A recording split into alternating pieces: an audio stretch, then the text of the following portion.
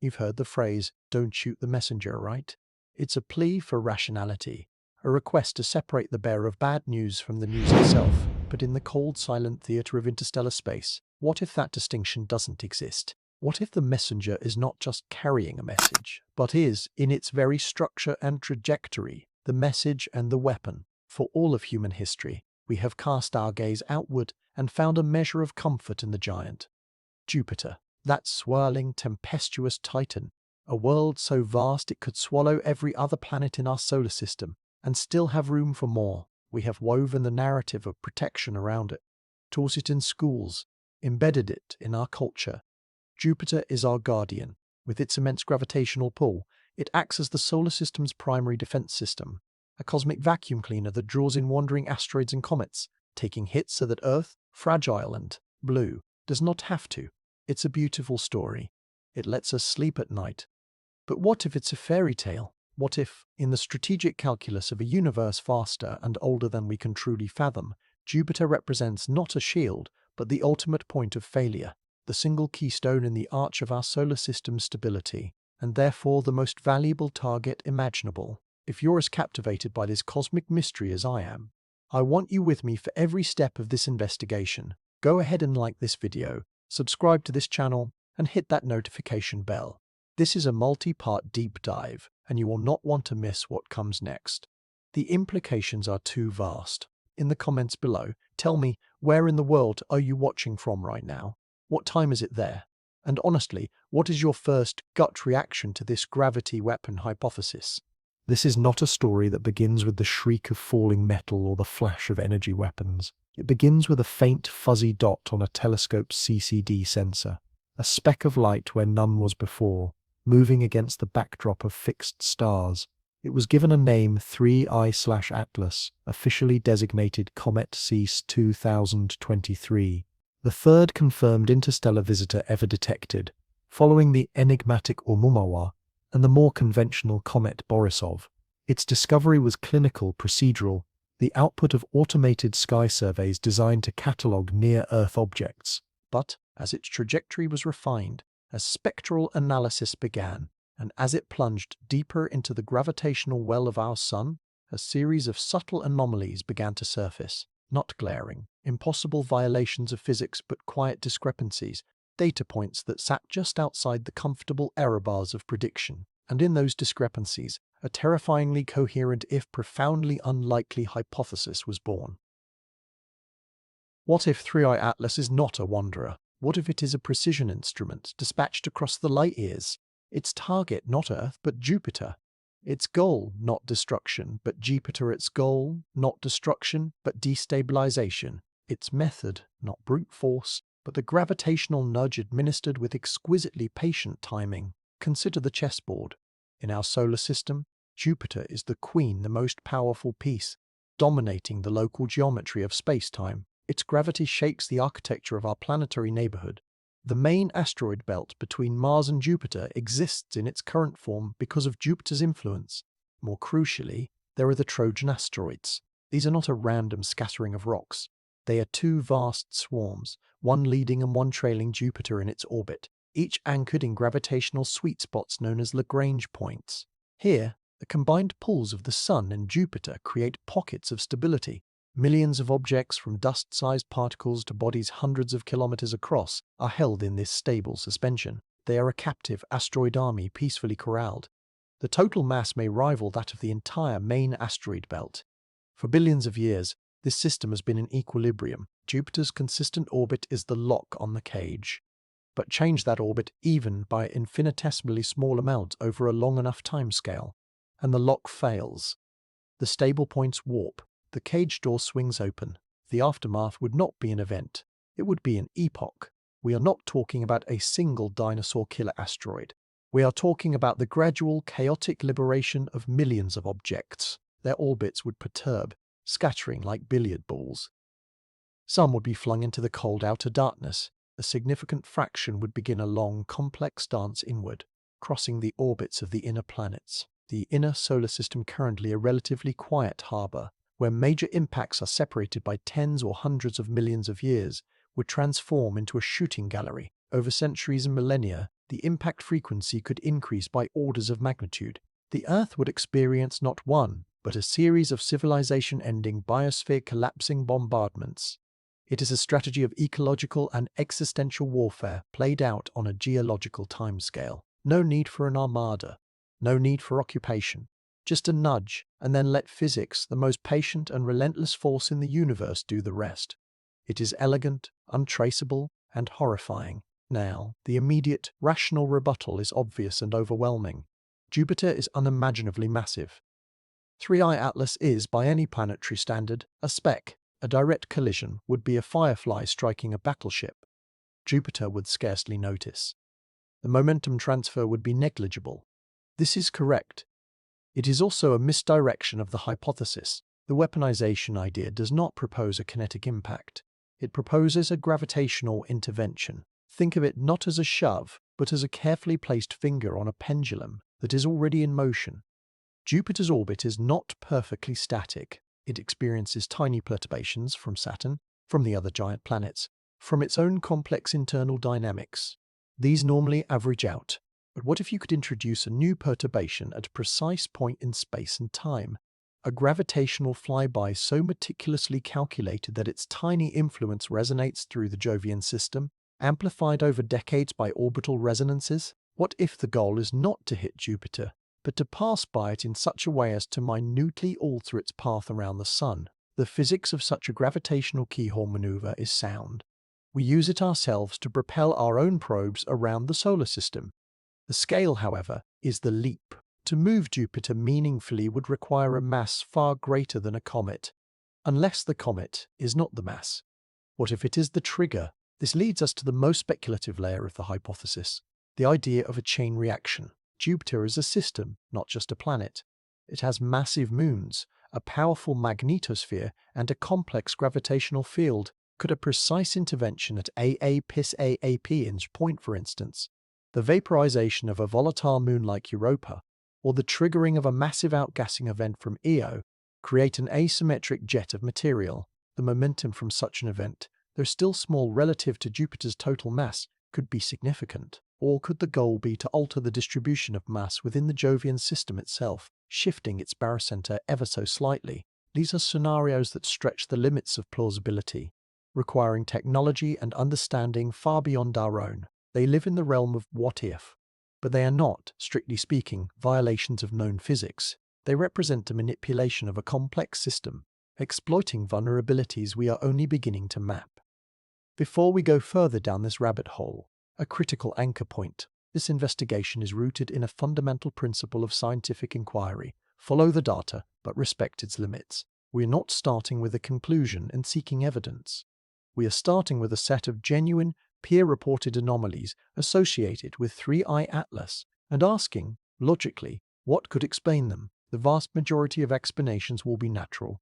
That is the null hypothesis, and it is robust. The part of scientific rigor is to ask if the data, however improbably, could also be consistent with other models. The directed object model is one such extreme alternative. Our journey will be one of constant comparison, weighing the mainstream, natural explanations against the extraordinary one. We'll be transparent about what is confirmed observation, what is speculative interpretation, and where the line between them blurs. So, what are these anomalies that have fueled such profound speculation? Let's begin with the most fundamental motion. In the vacuum of space, an object's path is dictated by gravity and initial momentum. For comets, there is a third actor, outgassing. As the comet's nucleus, a dirty snowball of ice, rock, and frozen gases, approaches the sun, it heats up. Surface ices sublimate directly into gas, which erupts into space, often carrying dust with it. This creates the beautiful coma and tails we associate with comets. Critically, these jets of gas act as tiny, natural rocket engines. If the outgassing is symmetric, the forces cancel out, but comets are lumpy, irregular bodies. Outgassing tends to be lopsided, coming from specific active regions.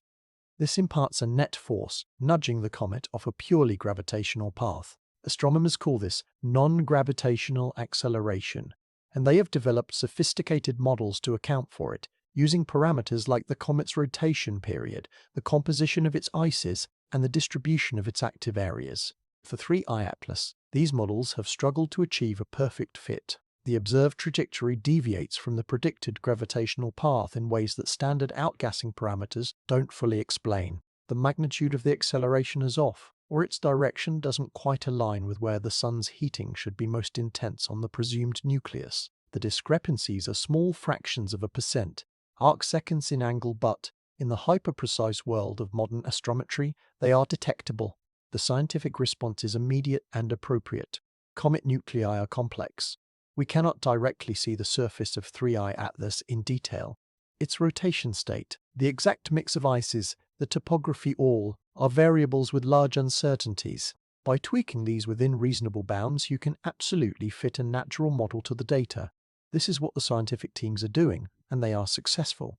The official trajectory published by NASA's Jet Propulsion Laboratory incorporates such non-gravitational forces and shows 3I Atlas making a safe passage through the inner solar system before being sunk passage, ejected back into interstellar space. No close encounters with Jupiter, no impact. Case closed for hazard assessment, but here is the subtle point that keeps the speculative ember glowing. If you can tune a natural model to fit the observed motion, then the observed motion alone cannot disprove an artificial model. A sophisticated object, designed to mimic a comet, could use precisely controlled venting of gas or other propellant to adjust its course, deliberately crafting an acceleration profile that looks like natural outgassing. It would be a perfect disguise. From light years away, we would see a comet doing comet things. Only the most minuscule, perhaps statistically undetectable signature in the timing or vector of the accelerations might betray a guiding intelligence. We're not looking for right-angle turns or impossible speeds. We're looking for a pattern within the noise that is too comet-like, too perfectly matched to our expectations of natural variance. The absence of a glaring anomaly is not proof of nature. It could be evidence of extremely clever engineering. This is the psychological hook of the 3I Atlas mystery. It lives in the gap between consistent with and proven to be. Science operates in this gap every day, using the principle of Occam's razor. The simplest explanation that fits the facts is preferred. A weird comet from a different stellar environment is infinitely simpler than an alien kinetic weapon.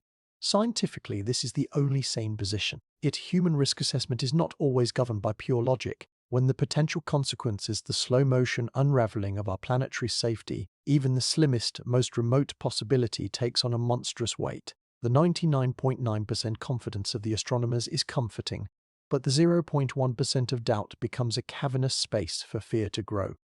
This is the terrain we are navigating. To understand the full stakes, we must deeply internalize Jupiter's true nature. It is not merely a large planet. It is the gravitational anchor of our planetary system. Its mass is 2.5 times that of all the other planets combined.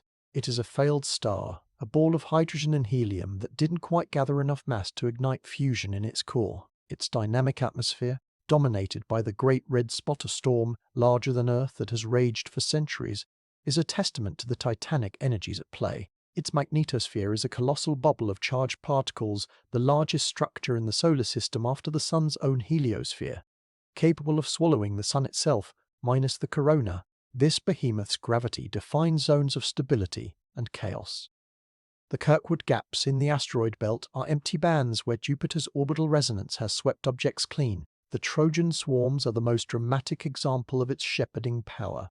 The Guardian narrative took root after the spectacular impact of Comet Shoemaker-Levy 9 in 1994. The world watched as a string of comet fragments, torn apart by a previous close pass by Jupiter, plunged one by one into its atmosphere, leaving Earth-sized bruises in the cloud tops. The message was clear: there but for the grace of Jupiter go we. But modern simulations present a more nuanced picture. A 2008 study by astronomer Jonathan Horner and others suggested that while Jupiter does intercept some long-period comets, its presence can actually increase the flux of asteroids from the main belt into Earth, crossing orbits by a factor of 2 or more. It is a gravitational agitator as much as a protector. This doesn't diminish its role with the Trojans, however. Those swarms are definitively held in check by Jupiter's steady orbit. Destabilize that, and you unlock a reservoir of potential impactors that makes the main belt threat pale in comparison. So, we have a potential motive of cosmic scale destruction. We have a hypothetical method involving precise gravitational perturbation, and we have a mysterious object, 3I Atlas, exhibiting subtle behavioral quirks as it travels on a path that will take it through the general neighborhood of the outer solar system. The pieces exist. Do they connect? The scientific consensus shouts a resounding no, but before we can accept or reject that conclusion, we must examine the evidence with unflinching detail. We must look at what happened when humanity actively listened to this object, searching for a whisper of technology. We must delve into the strange light it reflects, the peculiar gases it emits, and the high-stakes simulations of its future path. This story is unfolding in real time. New data is arriving from telescopes on Earth and in space.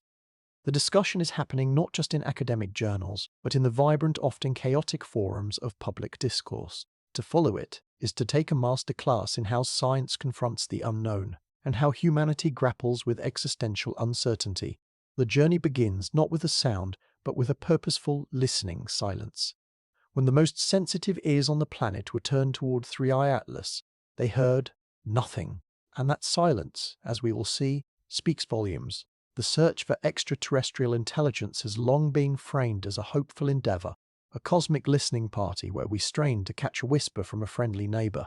The iconic image is one of curiosity, of a shared desire to connect across the void. It's a noble, optimistic pursuit.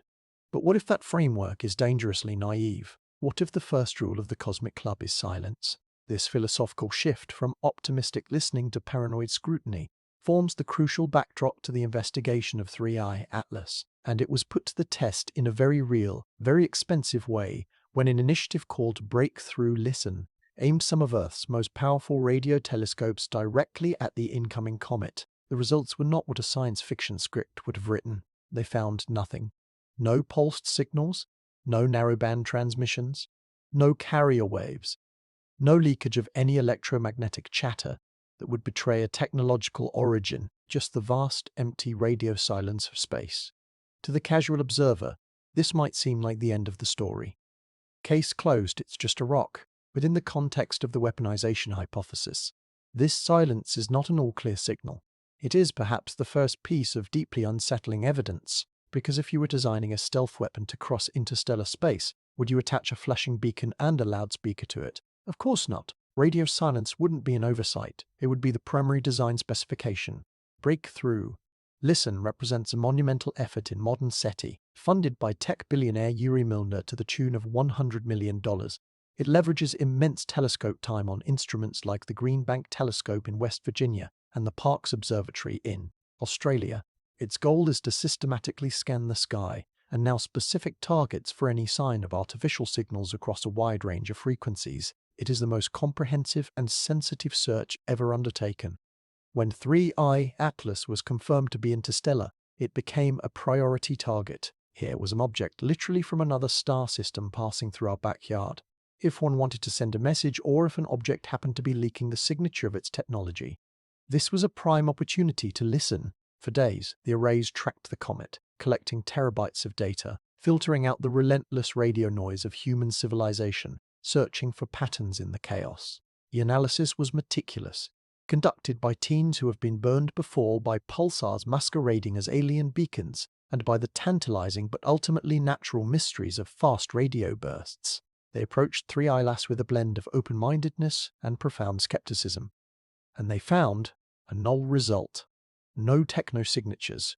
From a scientific standpoint, this is a valuable result. A null result is still data. It constrains the possibilities. It tells us that 3I Atlas is not broadcasting in the ways we currently understand broadcasting to work. It is not emitting powerful, deliberate radio signals meant to be heard. It is not leaking the kind of broadband electronic noise our own civilization leaks into space from radars, television transmitters, and satellite communications. This result firmly shifts the possibility space. If 3I Atlas artificial, it is either completely passive, its machinery cold and silent, or it is so advanced that its emissions are indistinguishable from background noise, or it is deliberately engineered to be electromagnetically stealthy.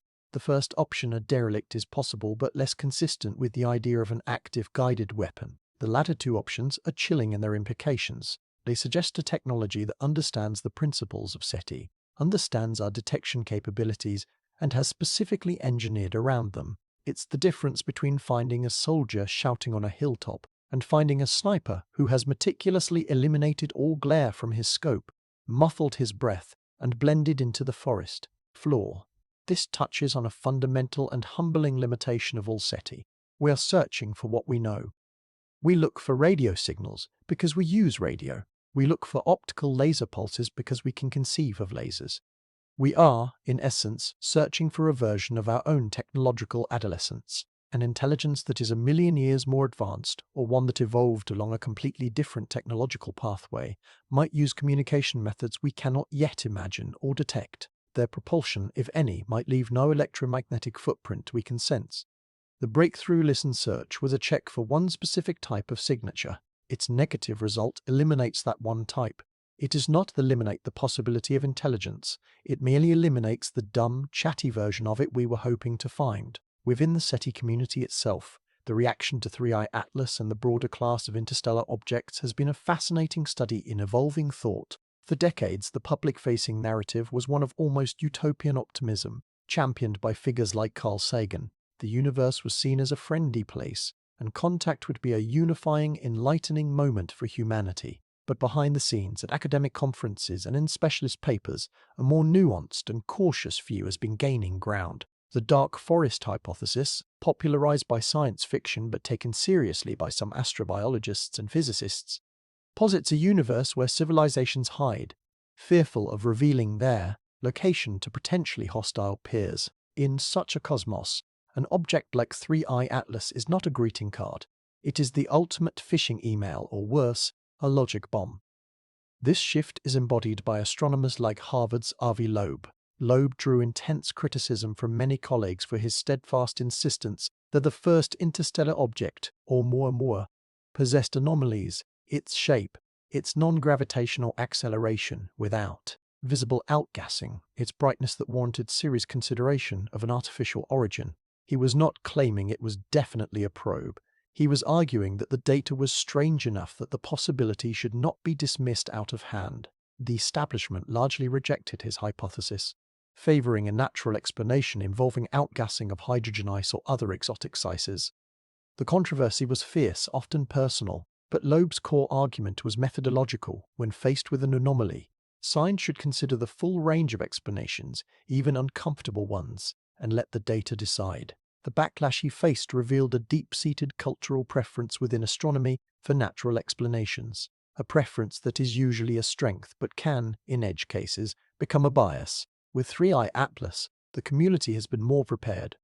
The anomalies are different, but the pattern is familiar. An interstellar object behaving in ways that are slightly off-script.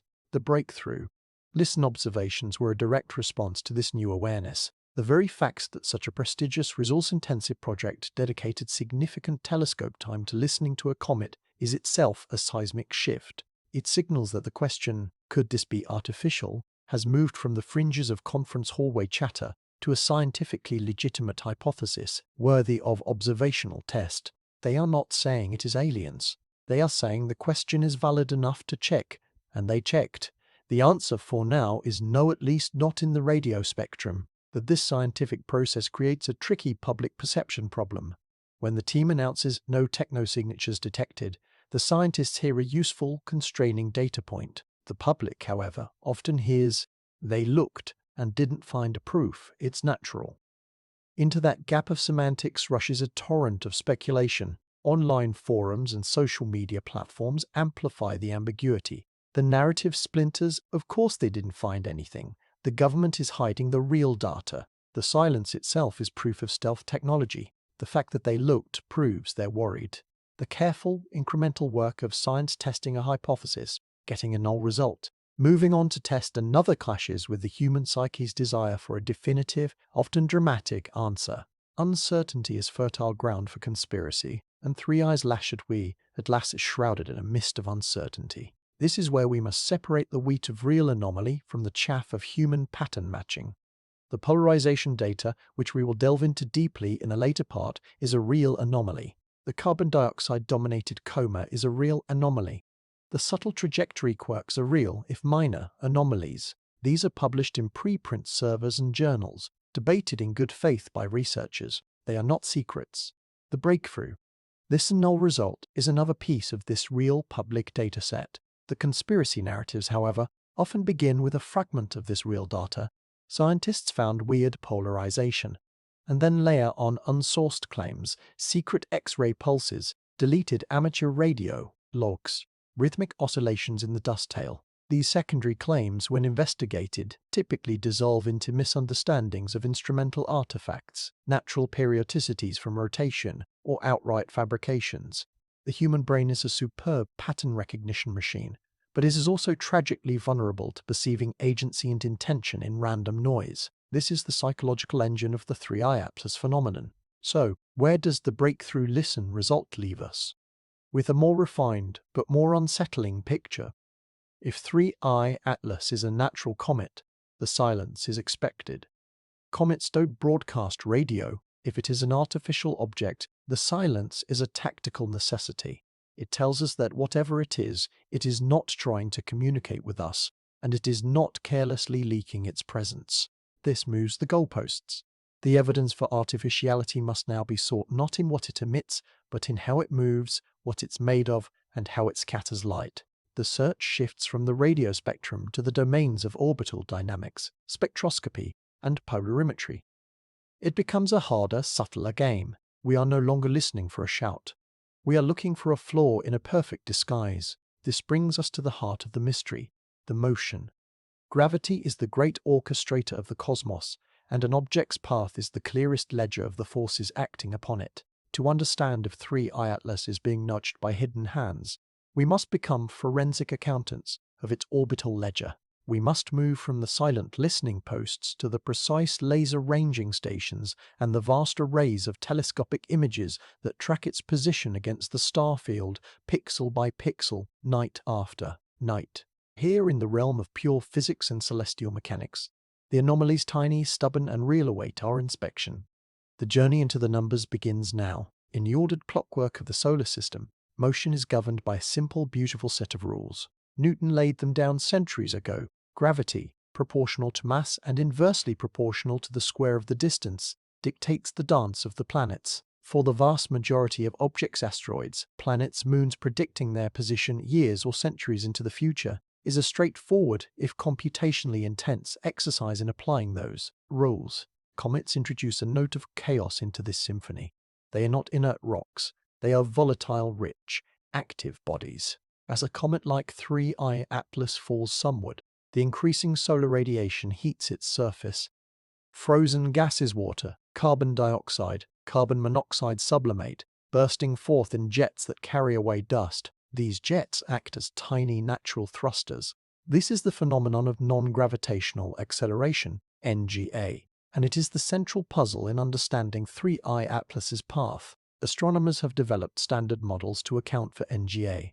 They parameterize the outgassing force, typically assuming it acts in the direction opposite the Sun, as sublimating gas pushes off the sunward-facing side, and that its strength is proportional to the comet's activity, which itself is a function of its distance from the Sun. By adjusting these parameters, they can usually get a model comet's predicted position to match the observed positions with remarkable accuracy. It's a well-practiced art. For 3i Atlas, the art has met a stubborn subject. When teams from the JPL Center for Near-Earth Object Studies, CNEOS, and independent orbital dynamicists began fitting these standard NGA models to the astrometric data, the precise coordinates of the comet measured over months, they found the fits were messy.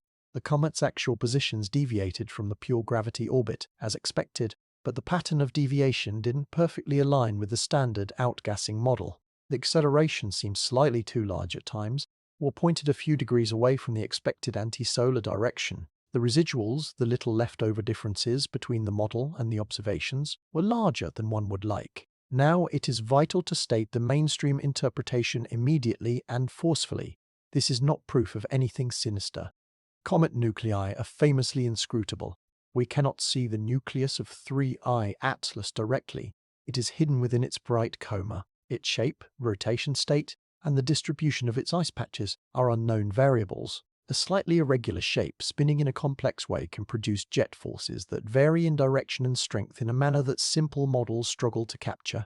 Perhaps one hemisphere is richer in highly volatile carbon dioxide ice, which sublimates at a lower temperature, causing outgassing to begin earlier or more vigorously than models assuming water ice dominance would predict.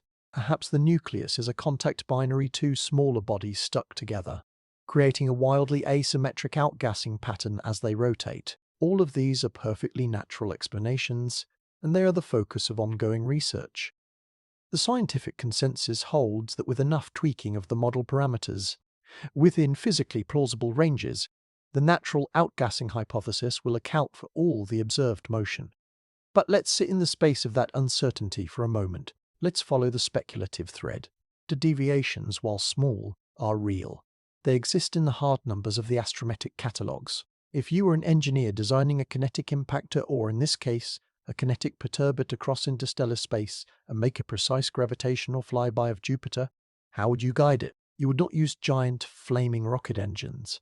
You would use minute, controlled thrusters, perhaps venting stored gas or even using focused solar energy to ablate material from the surface. Your goal would be to make these course corrections look as much like natural cometary outgassing as possible. You would design your thrust profile to match the expected pattern of a comet heating up as it approaches the Sun. You would ensure the magnitude of the accelerations fell within the observed range of real comets. In essence, you would create a perfect mimic, and if you did that job perfectly, our orbital models would have a devil of a time telling the difference. We could fit a natural model to the data, because the artificial object was designed to be fit by a natural model. The very flexibility of our cometary physics, our ability to explain almost any wiggly line by invoking a weirdly shaped heterogeneous nucleus, becomes the perfect camouflage. This creates a profound epistemological problem. Trajectory analysis alone may be incapable of definitively ruling out artificial guidance for a sufficiently sophisticated object. It becomes a Turing test for comets. We can only say the motion is consistent with natural processes. We cannot say it must be natural. The difference is crucial. Science deals in probabilities and parsimony. The probability that a strange interstellar object is a weird comet is vastly higher than the probability that it is an alien weapon. Occam's razor slices decisively in favor of the natural explanation, yet the razor is a principle of logic, not a law of physics. It can be wrong, and the cost of it being wrong in this specific instance is a parameter that exists outside the equation: the survival of our civilization. This tension is the engine of the 3I Atlas speculation. Scientists point to the historical record. We've seen weird comets before. Comet Encke's acceleration was a mystery for ages. Comet Halley's outgassing is notoriously asymmetric. Anomalies are the norm in comet science.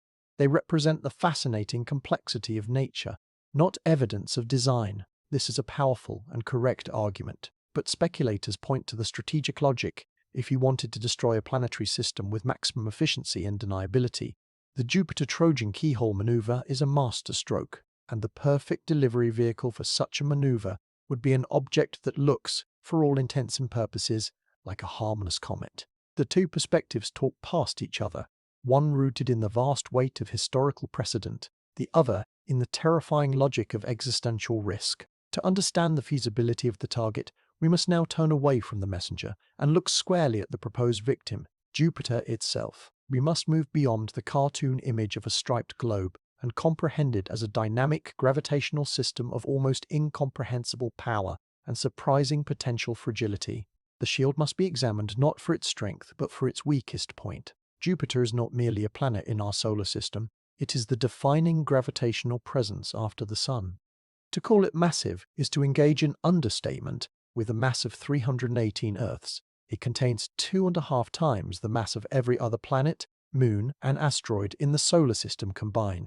It is a failed star, a body of hydrogen and helium that fell just short of the critical mass needed to ignite sustained fusion in its core. Its interior is a realm of extreme pressures where hydrogen is compressed into a metallic, electrically conducting fluid, generating the most powerful planetary magnetic field known, a magnetosphere. So vast it would appear larger than the full moon in our sky. If our eyes could see radio waves, this is not a passive backdrop. It is an active, dominant force. The Jupiter as shield narrative is emotionally satisfying and contains a kernel of truth. its gravity does perturb the orbits of long-period comets, sometimes capturing them or ejecting them from the solar system entirely. The spectacular fireworks of Shoemaker-Levy 9 provided a visceral demonstration of it taking a hit.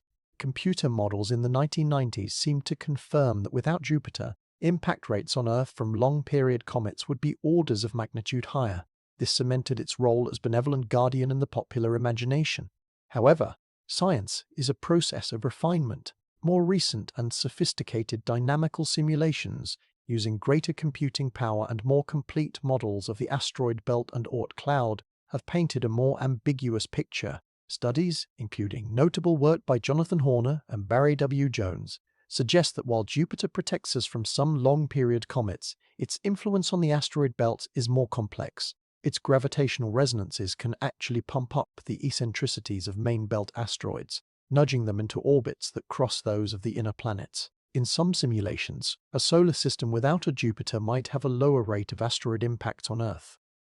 The shield, it seems, is also a gravitational agitator. Its role is not purely protective. It is that of a chaotic moderator, both source and sink of potential impactors. This nuanced view is critical, but it pales in significance next to Jupiter's most definitive and dangerous curatorial role, the Trojan asteroids. These are not part of the main belt. They are two vast collections of objects, each swarm containing possibly millions of asteroids, trapped in the gravitational Lagrange points L4 and L5 along Jupiter's orbit. 60 degrees ahead and 60 degrees behind the planet, the combined gravitational pulls of the Sun and Jupiter create zones of stability gravitational valleys where objects can reside indefinitely. The Trojan swarms are not a trivial addition. Their total mass is estimated to be roughly equivalent to the entire main asteroid belt. They are a reservoir of potential impactors of staggering scale, held in perfect check by the precise, stable geometry of Jupiter's orbit. This is the heart of the nightmare scenario. The stability of the Trojan swarms is not inherent to the asteroids themselves. It is a product of the system's configuration. Change the configuration, and the stability evaporates. If Jupiter's orbit were perturbed, if its semi-major axis, eccentricity or inclination were altered, even by a small amount, the Lagrange points would shift, the gravitational valleys would become slopes, the corral would break. The millions of Trojan asteroids would no longer be shepherded. Their orbits would begin to evolve chaotically, influenced by Jupiter's now altered gravity and the pulls of the other giant planets. Over time, centuries, millennia, a significant fraction would inevitably find their way into resonant orbits that carry them into the inner solar system. The inner planets would be subjected to a sustained, escalating bombardment. The Earth would face not one every 100 million years, but potentially one every 10,000. Or 1,000 or less. It is a recipe for a permanent planetary catastrophe, a resetting of the clock of complex life. The weaponization hypothesis posits that 3I Atlas could be the instrument of that initial perturbation. But how? The direct momentum transfer from a comet impact is negligible, as we've established. The concept must be more subtle. One speculative avenue involves the idea of a gravitational keyhole. In orbital mechanics, a keyhole is a tiny region of space through which an object must pass if it is to be gravitationally deflected onto a specific future trajectory. NASA calculates them for asteroids that have a future possibility of impacting Earth. A pass through a keyhole today sets up an impact decades later. Could 3I Atlas be targeted to pass through a gravitational keyhole near Jupiter? Not a keyhole leading to an impact on Jupiter, but one designed to alter Jupiter's own orbit through a precisely calculated gravitational interaction. The physics is sound. A close gravitational encounter between two bodies exchanges momentum. The smaller body gets a large slingshot. The larger body gets an infinitesimally small nudge. To move Jupiter meaningfully, the nudging object would need tremendous mass itself. But what if the goal isn't to move Jupiter with the comet's own mass? What if the comet is a trigger for a larger mass? This leads to the most extreme layer of speculation. The idea of catalyzing a chain reaction within the Jovian system. Jupiter is surrounded by massive moons. Io, Europa, Ganymede, and Callisto. The Galilean moons are worlds in their own right. What if a precision strike, perhaps involving a hypervelocity impact or an energy weapon mounted on 3I Atlas, were aimed not at Jupiter, but at, say, Europa, Europa's icy crust over a deep, global ocean? Vaporizing a significant portion of that ice could create an asymmetric jet of material erupting from the Jovian system. The momentum from that erupting plume, though still small relative to Jupiter, would be transferred to the planet-moon system, potentially altering its barycenter. Alternatively, could an intervention be designed to trigger a massive volcanic event on Io, the most volcanically active body in the solar system, on a scale orders of magnitude beyond anything observed? The energy required for such feats is staggering, bordering on the magical from our technological standpoint, but it establishes a principle. The vulnerability may not be Jupiter the gas ball, but Jupiter the complex system. A less cinematic but more plausible, though still wildly speculative, mechanism involves resonant perturbation. Jupiter's orbit has small, natural oscillations. If an external force like the gravity of a passing object applies a tiny push at just the right rhythmic interval, in sync with one of these natural oscillations, the effect could be amplified over time, like pushing a child on a swing. This is the principle of resonant forcing. A very small but perfectly timed perturbation, repeated over many orbital cycles, could theoretically build into a meaningful orbital change. This would require either multiple passes by the perturbing object, unlikely for an interstellar visitor, or a single pass that sets up a new long-term resonant interaction with another body, like Saturn, that then does the work over millennia. The timelines become incredibly long, moving from a weapon of war to a tool of cosmic gardening, pruning a solar system over eons. The sober scientific assessment of these scenarios is succinct. They are implausible in the extreme given the observed properties of 3I Atlas, the energy requirements, the precision needed, the sheer mass needed to affect Jupiter in any measurable way on human timescales.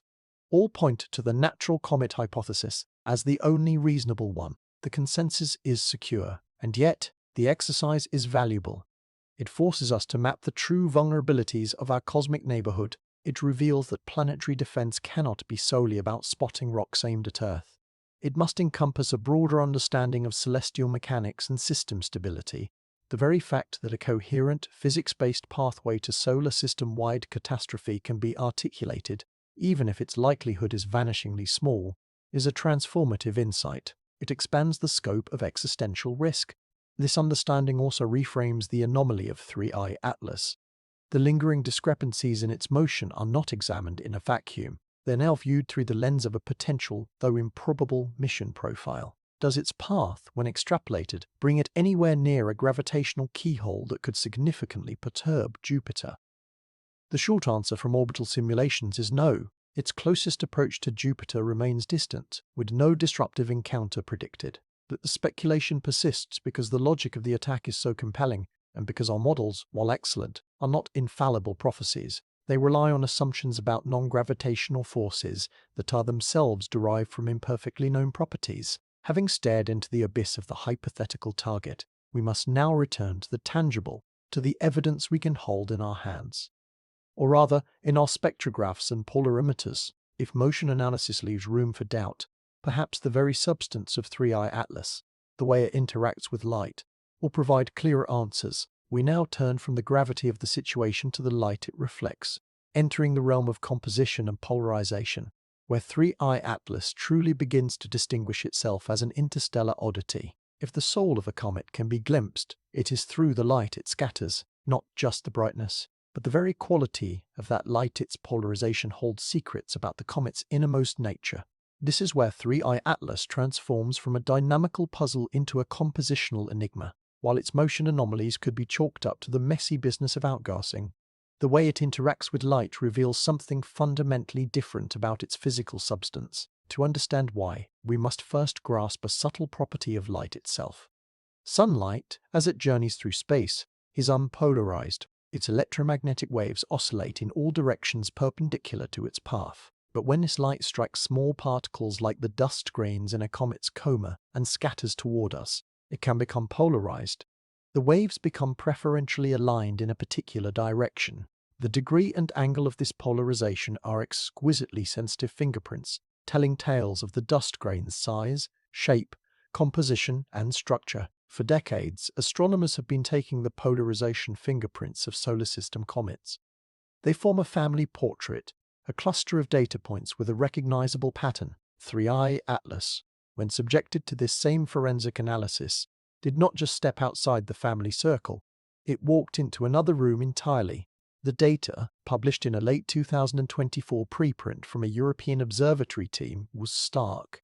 At phase angles, the Sun-Comet-Earth angle, where typical solar system comets show moderate positive polarization, 3I Atlas exhibited extreme negative polarization. The values were off the charts, well outside the scatter of data from hundreds of previously observed comets. Negative polarization itself isn't unheard of. It can occur at certain phase angles, often associated with backscattering from complex fluffy particles. But the magnitude observed in 3I Atlas was unprecedented. It suggested that the dust in its coma was of a radically different character. The mainstream scientific interpretation is one of fascination, not alarm. Interstellar objects, forged in the protoplanetary disks of other stars, should be different.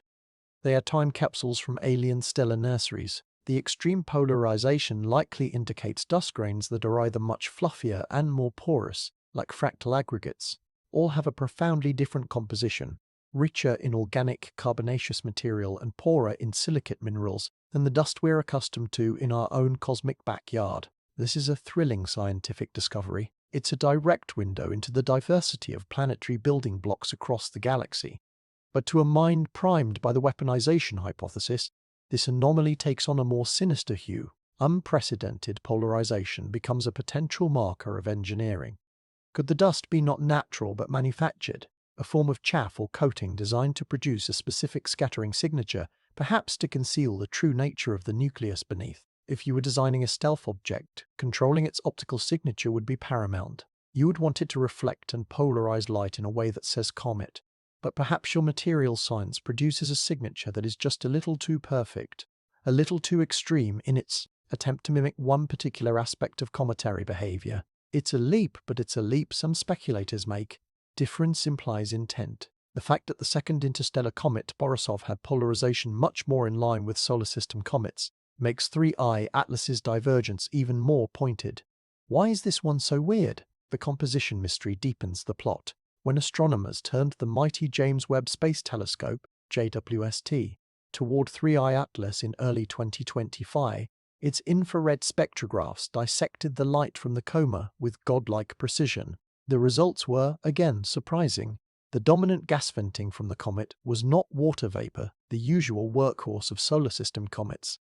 It was carbon dioxide, CO2. In fact, CO2 was abundant, while water, H2O, was a distinct minority. This flips the standard cometary recipe on its head. In our solar system, comets formed in the cold outer regions where water ice could condense. CO2 ice condenses at even lower temperatures. A CO2-dominated comet suggests a birthplace that was exceptionally cold, perhaps farther from its parent star, or within a molecular cloud that had a different chemical inventory, one richer in carbon and oxygen in the form of CO. This is another priceless data point for understanding the diversity of cosmic chemistry. It tells us that the nursery that spawned 3I Atlas was a different kind of place than the one that birthed our comets. Yet, within the weapon narrative, this compositional quirk also gets a dark gloss. Carbon dioxide is a useful propellant. It's stored as a solid, dry ice, relatively easily. If you were engineering an object that needed to vent gas for course corrections over a long journey, a CO2-dominated system might be efficient. The observed outgassing would then not be the passive sublimation of primordial ice, but the controlled release of reaction mass from internal tanks. The coma would be, in part, an exhaust plume. This interpretation is the epitome of a just-so story. You can invent it to fit any observation, but its existence highlights a key point. The natural and artificial explanations are becoming parallel narratives that can both account for the same set of facts. One relies on the stochastic variety of nature across the galaxy. The other relies on the deliberate choices of a hidden designer. This parallelism is the core of the modern 3I Atlas phenomenon. Science and speculation are running on adjacent tracks, looking at the same landscape through utterly different lenses. The scientific lens is wide-angle, placing 3I Atlas in the context of billions of comets across billions of years, where outliers are not just expected but essential to understanding the full distribution. The speculative lens is telephoto, zooming in on this one object and asking, with intense focus, what if this outlier is different for a reason? The two approaches are not inherently opposed. Good science must consider all possibilities, but they operate with different standards of proof. Science requires positive evidence that cannot be explained by simpler means. Speculation thrives on the inability to rule something out. Nowhere is this tension more palpable than in the scientific community's formal response to the building wave of public intrigue. They have not ignored the anomalies. They have embraced them as exciting research problems. But they have also mounted a robust, principled defense of the null hypothesis. It's a comet. This pushback is not a cover-up. It is the immune system of the scientific method kicking in, rejecting what it sees as an infectious idea lacking sufficient evidence. To understand the full picture, we must now give this pushback its full due, exploring the weight of consensus, the historical context of previous alien anomalies, and the reasoned, data-driven arguments that keep 3I Atlas firmly in the realm of natural phenomena. For the vast majority of experts, the scientific consensus regarding 3I Atlas is not a whispered agreement in shadowy halls. It is a loud, clear, and published chorus. From NASA and ESA press releases to peer-reviewed papers in astronomy and astrophysics in the Planetary Science Journal, the message is consistent. 3I Atlas is an active natural interstellar comet. It displays a coma, dust and gas tails, and spectrophotometric signatures consistent with sublimating ices. Its hyperbolic orbit confirms its interstellar origin.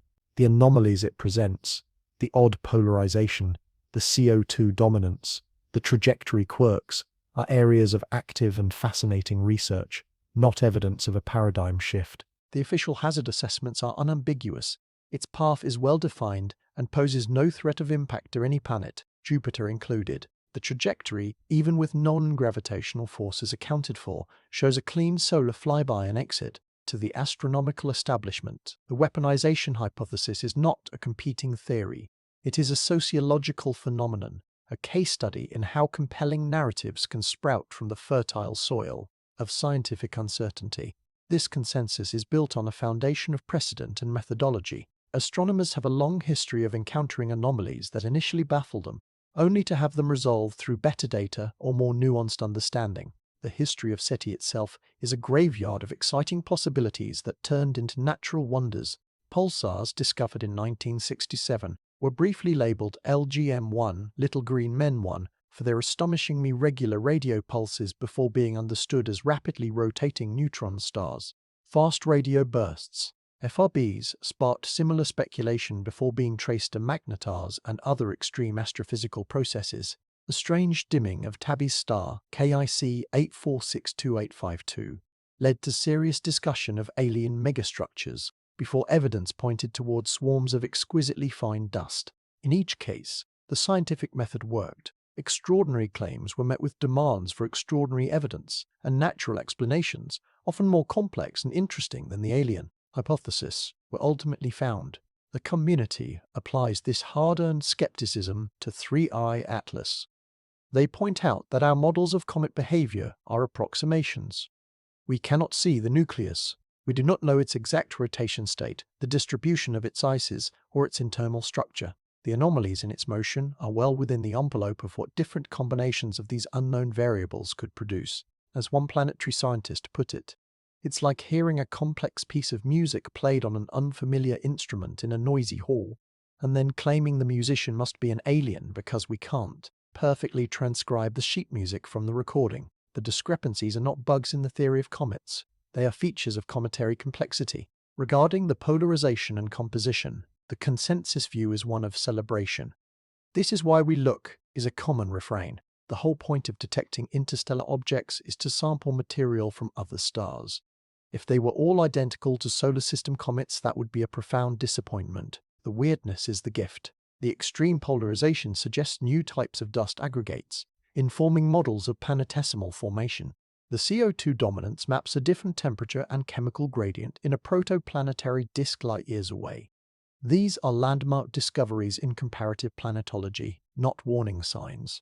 The breakthrough, listen-no result is also wielded as a powerful consensus argument. It is framed not as we didn't find proof it's natural, but as we tested for a specific sign of technology and found it absent. In the rigorous language of science, the hypothesis 3I Atlas is emitting detectable artificial radio signals has been falsified. This actively removes the object from the category of things like potential probes or beacons that we might envision based on our own technology. To then argue it is an artificial object that is also radio silent requires adding an extra layer of assumption.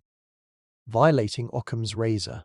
Perhaps the most compelling argument from the consensus is the sheer implausibility of the weapon scenario from an engineering standpoint.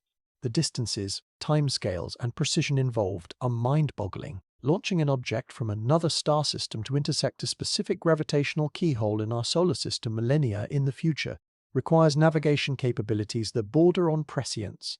It would need to account for the gravitational influences of every planet, known asteroid, and even passing stars over its multi-light-year journey.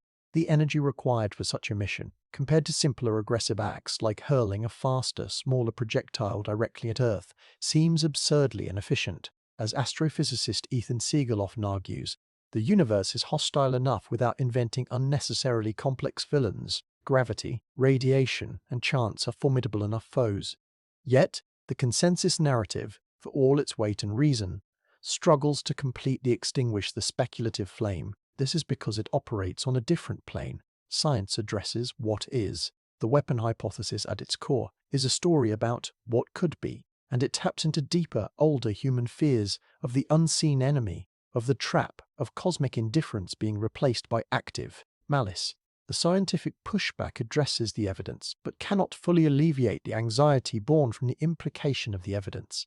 When a scientist says we cannot rule out artificial guidance with 100% certainty from trajectory data alone, the public hears the second clause more loudly than the first. The conditional if in a scientific paper becomes the definitive is in a YouTube comment. This gap is where the story moves from observatories and journals to the vibrant, chaotic, and often confounding world of online forums. It is here that the anomalies are woven into grand narratives, where patterns are discerned in noise, and where the official, cautious language of science is translated into the urgent, declarative language of conspiracy.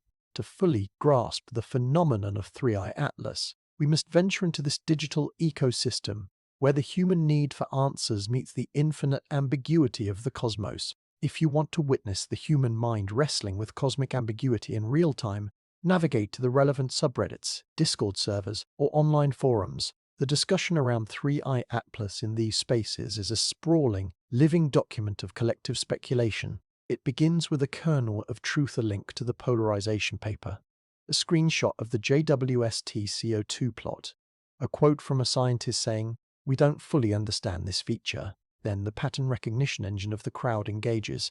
Comment threads become detective boards, connecting dots across light years of inference. The tone is a mixture of earnest inquiry, sophisticated amateur analysis, and unfettered imagination. It is here that the weaponization hypothesis finds its most elaborate and detailed expression, evolving from a what-if into a sprawling what-is. A typical thread might unfold like this. User A posts the anomalous acceleration residuals graph. User B overlays it with Jupiter's future orbital positions, noting a curious alignment. Years from now, User C, claiming a background in orbital mechanics, offers a simplified calculation showing how a tiny perturbation at that point could, in theory, be amplified. User D chimes in with the polarization data, suggesting the fluffy dust could be a manufactured ablative coating for an internal structure. User E references a now deleted tweet from an amateur astronomer who claimed to see unusual pulsed X-ray flaring before professional observatories looked. User F posits that the CO2 is not primordial, but a reaction mass, and the varying outgassing is evidence of burn sequences. The thread mushrooms. Links are shared to decades-old papers on gravitational keyholes, to speculative concepts for relativistic kinetic kill vehicles, to the writings of Avi Loeb. The community cross-references, critiques, and builds. What emerges is a parallel model of Three-Eye Atlas, astonishingly detailed and internally consistent.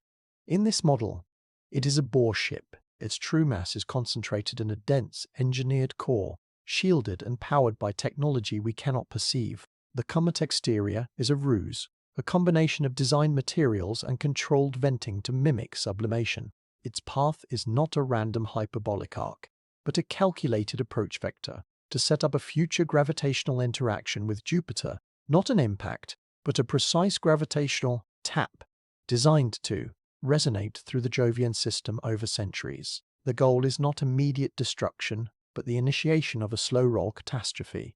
A clockwork doomsday machine set to go off long after the perpetrator's involvement is undetectable. It is the ultimate deniable weapon. The social dynamics of these forums are as telling as the theories themselves.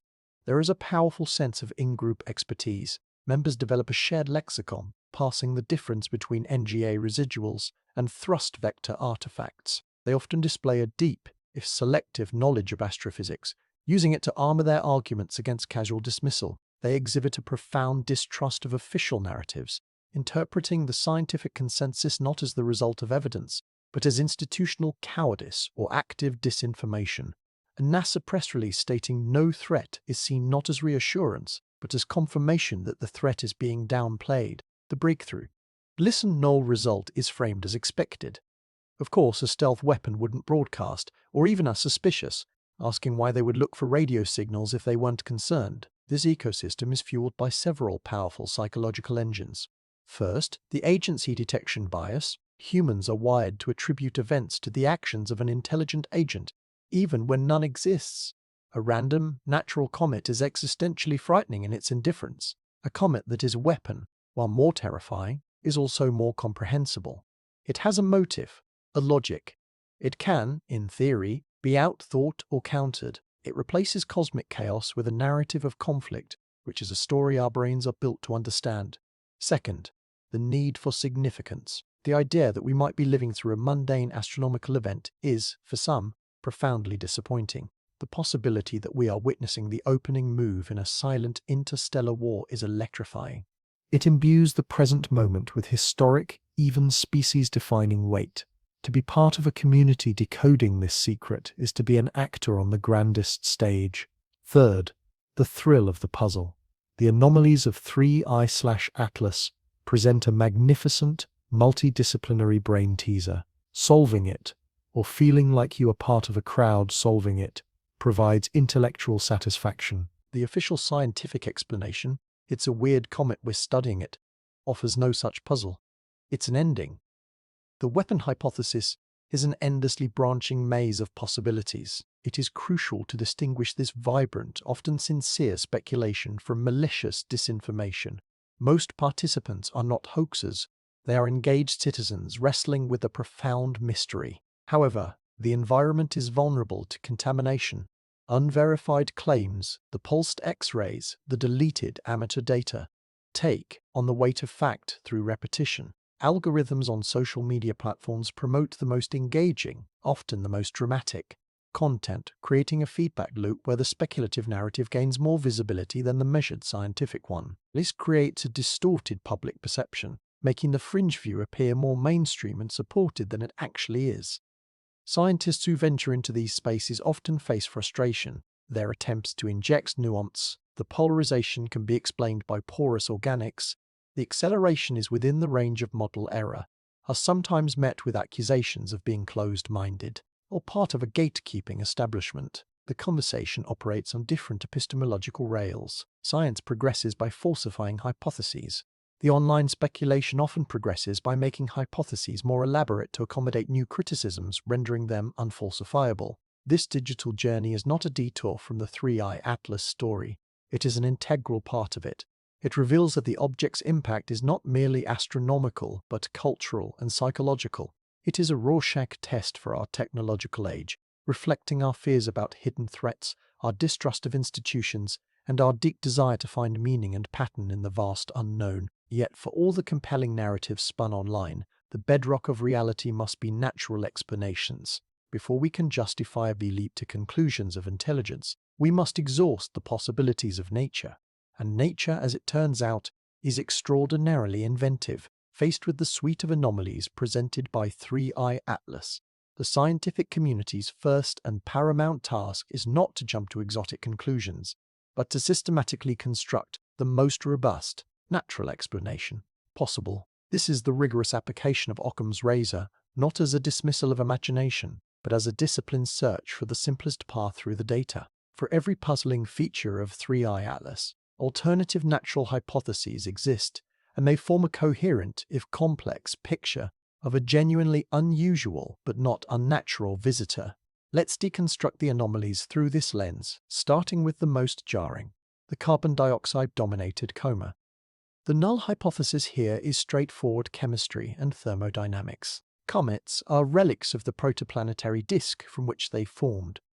The composition of their ices is a frozen record of the temperature, pressure, and chemical abundances at their birth location. In our solar system, comets from the Kuiper Belt and Oort cloud are water-dominated because they formed in regions where water ice could condense 150 to 170 Kelvin. Carbon dioxide ice condenses at a lower temperature, around 30 to 40 Kelvin. A comet with predominantly CO2 ice therefore suggests a formation environment that was extremely cold.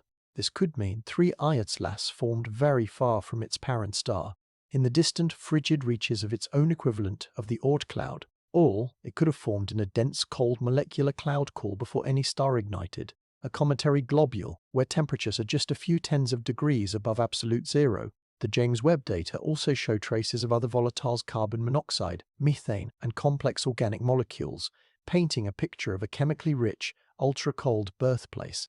This isn't a mystery, it's a discovery. It expands our understanding of the conditions under which cometary material can assemble. Next, the extreme negative polarization. Light scattering models tell us that such strong negative polarization is typically associated with particles that are either very porous or have a high imaginary part of the refractive index, meaning they absorb light rather than just scattering it. The natural candidate? Carbonaceous material, dust-rich in complex dark organics, the kind of stuff thought to be abundant in the interstellar medium and in the outer regions of protoplanetary disks, can produce exactly this kind of polarization signature. Furthermore, if the dust grains are not compact little spheres but fluffy aggregates, like fractal snowflakes built from tiny soot-like particles, they scatter light in dramatically different ways. The natural explanation, therefore, is that 3I Atlas is shedding dust that is far richer in primordial carbonaceous gunk and far poorer in reflective silicate minerals than the average solar system. Comet. This fits perfectly with the CO2 dominant composition. Both point to a formation environment that was cold and carbon-rich. Now, the non-gravitational acceleration, NGA quirks. Here, the natural toolbox is vast. The standard NGA model assumes a roughly spherical, uniformly outgassing nucleus. But what if 3I Atlas's nucleus is highly elongated, like Oumuamua was suspected to be, or a contact binary? As such a shape rotates, the active areas patches of exposed CO2 ice move in and out of sunlight. This would cause the jet direction and strengths to vary dramatically with rotation phase, producing a net acceleration vector that wobbles in a complex way.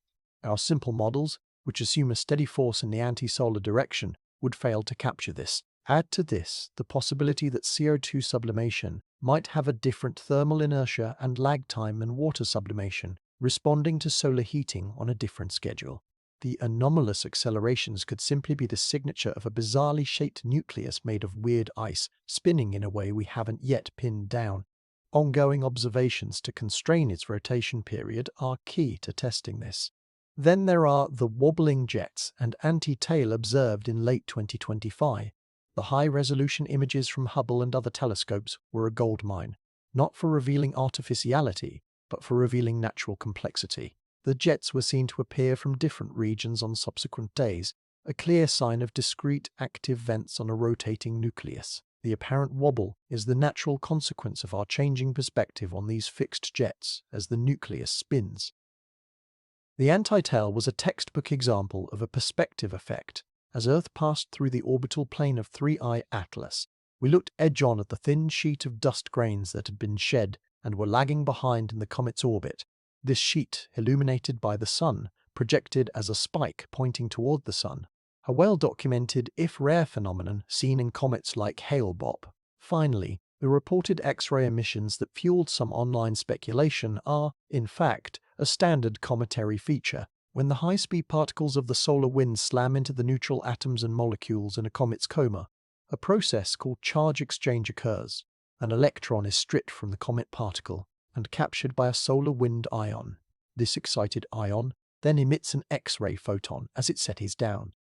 This phenomenon was first discovered in comet Hyakutake in 1996 and has been observed in many comets since. 3I Atlas showing an X-ray glow is completely expected and provides data on the density of its coma and the local solar wind conditions. When you assemble these alternative explanations, a consistent and compelling natural portrait emerges.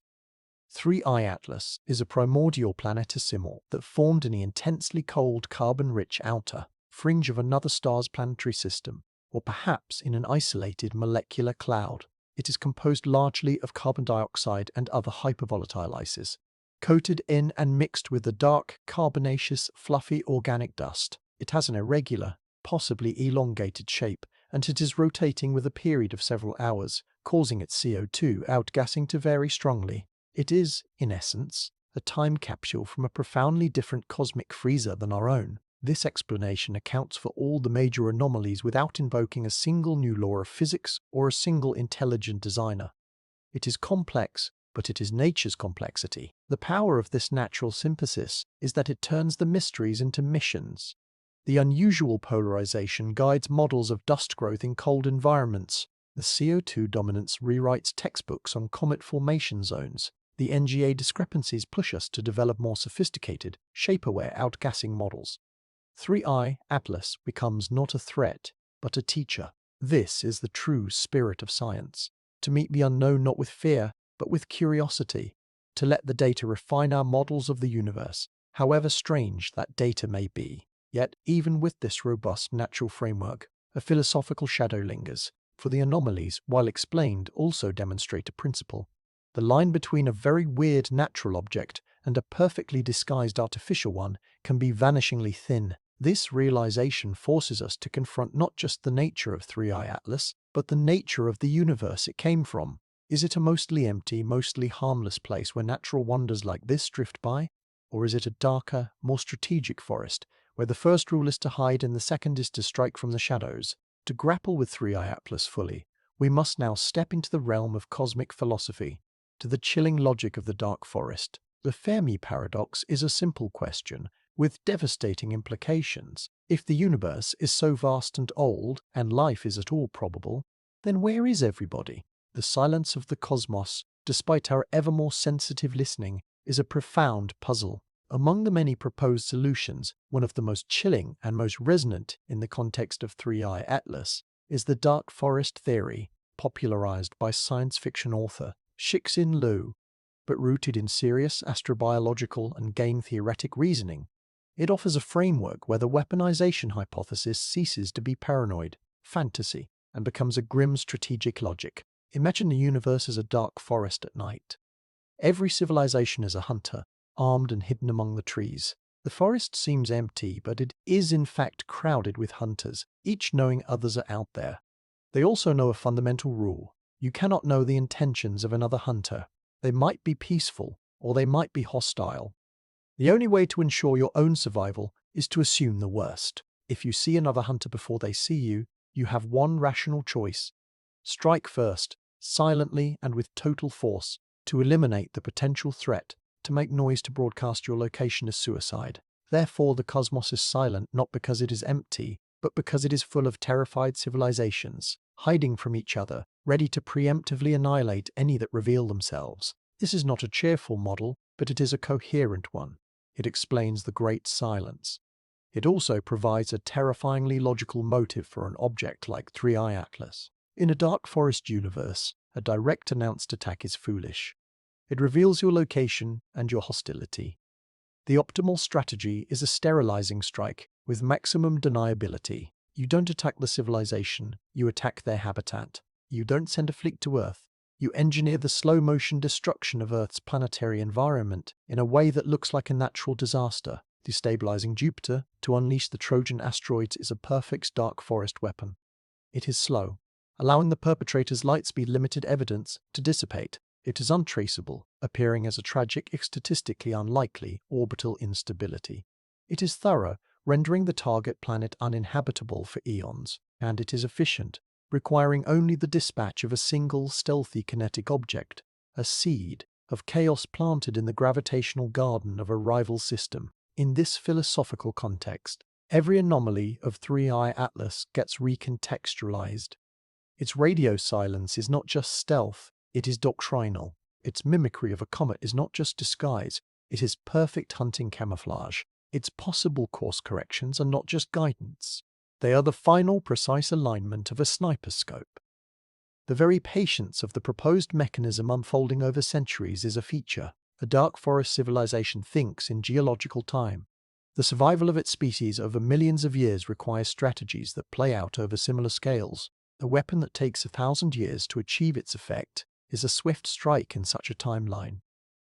This framework is of course speculative philosophy. It makes immense assumptions about universal zoology, that all intelligences will be paranoid, expansionist, and willing to commit xenocide. It ignores possibilities of altruism, symbiosis, or transcendental states beyond physical conflict. It assumes resources are perpetually scarce, driving competition, a premise that may not hold for a spacefaring civilization with access to the energy and materials of entire stars. The dark forest is a hypothesis, not a proven theory, but its power lies in its internal consistency and its reflection of our own human history. When technologically advanced civilizations have encountered less advanced ones on Earth, the results have rarely been peaceful for the latter.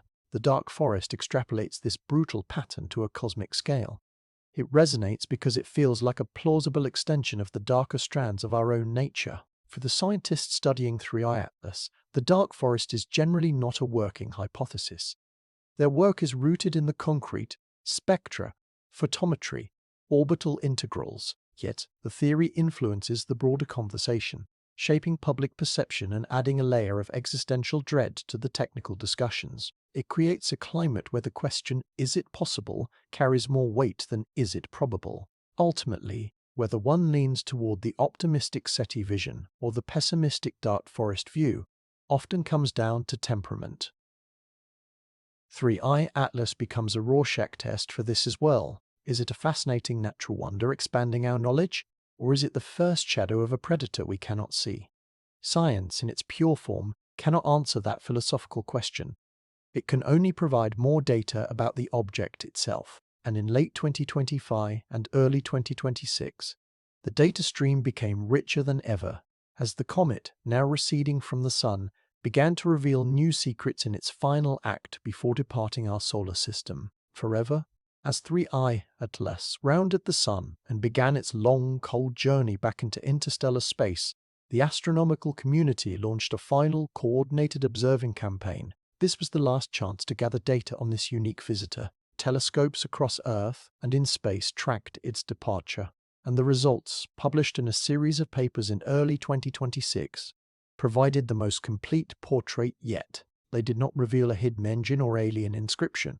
Instead, they revealed a natural object of breathtaking complexity, cementing its status as a scientific treasure, while leaving just enough mystery to fuel the imagination. The Hubble Space Telescope, in its final year of extended operations, captured stunning sequences of the comet's activity as it moved away.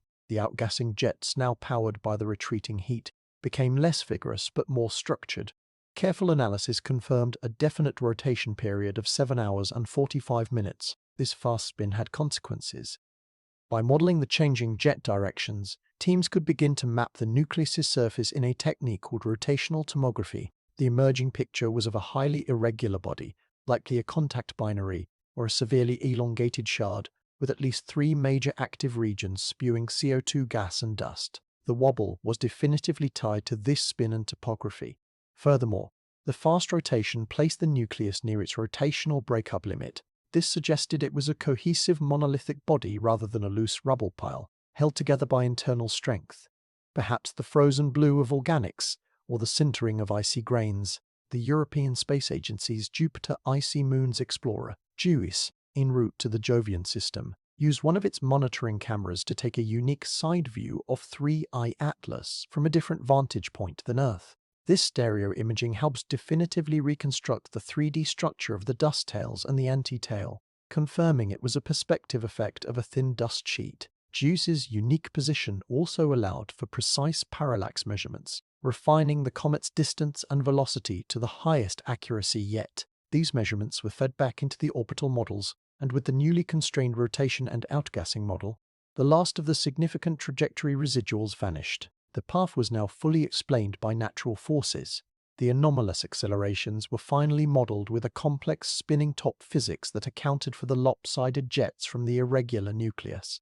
On the ground, the Very Large Telescope Interferometer, VLTI, used its adaptive optics to achieve an effective resolution that almost resolved the nucleus itself. While not a clear picture, the data ruled out a perfectly smooth, artificial-looking shape. It was consistent with a craggy, dark and elongated worldlet, with an albedo, reflectivity, of just 2–3% darker than asphalt. This extreme darkness fit the carbonaceous dust story perfectly. The final piece of the compositional puzzle came from continued JWST monitoring. As the comet cooled, the sublimation of different ices shut down in sequence. By watching the turn-off of spectral lines, scientists could gauge the volatility of different components.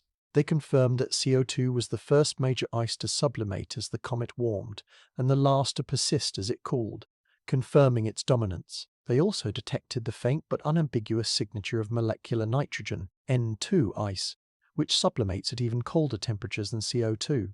This was the smoking gun for an ultra-cold origin. 3I Lass wasn't just from a cold place. It was from one of the coldest possible birthplace for cometary material. Perhaps near the absolute fringe of a stellar system, or in an isolated starless cloud. So, what was the final verdict of the scientific community, synthesized from this wealth of new data? 3I Atlas was a primordial planetesimal from the absolute deep freeze of interstellar space. It formed in an environment so cold and rich in carbon and nitrogen that its ices were dominated by CO2 and N2, with water a minor constituent. Its dust was a fluffy, carbon-dominated aggregate, giving it its extraordinary darkness and polarization. It was likely shaped by a gentle collision or tidal disruption in its home system, leaving it as an elongated, fast-spinning shard. Its journey to us was a random walk, a chance gravitational ejection that sent it on a multi-million-year voyage between the stars. Every anomaly had a natural explanation, rooted in its unique formation history. And yet, the very success of this natural explanation also demonstrates a profound truth. The line between a natural miracle and an artificial masterpiece is astoundingly thin. We could explain 3I Atlas because its creator, in this case the random chaotic processes of star formation, left a signature we could understand: chemistry, physics, and chance. But had its creator been an intelligence trying to mimic those exact processes, the signature could have been indistinguishable. Our tools triumphed because the object was natural. Had it been artificial, the same tools might have returned the same answers, leaving us none the wiser. This is the ultimate lesson of 3I Atlas. It is a lesson in humility. Our science is powerful, but it searches for nature. It can recognize the products of nature, even bizarre ones. It is less equipped to recognize a perfect counterfeit of nature. The search for extraterrestrial intelligence, therefore, cannot just look for signals or obvious artifacts. It must also develop the forensic skill to detect perfect mimicry. It must look for the tiny, statistical cracks in a seemingly natural facade. 3I Xalts is now gone, fading into the darkness from whence it came. It leaves behind a transformed field of interstellar object studies, a wealth of data that will keep scientists busy for years, and a permanent mark on our culture. It taught us about the dizzying diversity of cosmic chemistry. It forced us to sharpen our observational and modeling tools to unprecedented edges, and it confronted us with a philosophical mirror, showing us our own fears of the dark and our awe of the unknown. The forest may be dark, but with each visitor like 3I Atlas, we learn to see a little better. We learn the shapes of the trees, the composition of the soil, the natural sounds of the wind, and in doing so, we become better prepared to one day recognize the sound, or the terrible, patient silence of something else walking among them. The search continues. The sky is watched, the data flows, and the universe, in its infinite mystery, rolls on.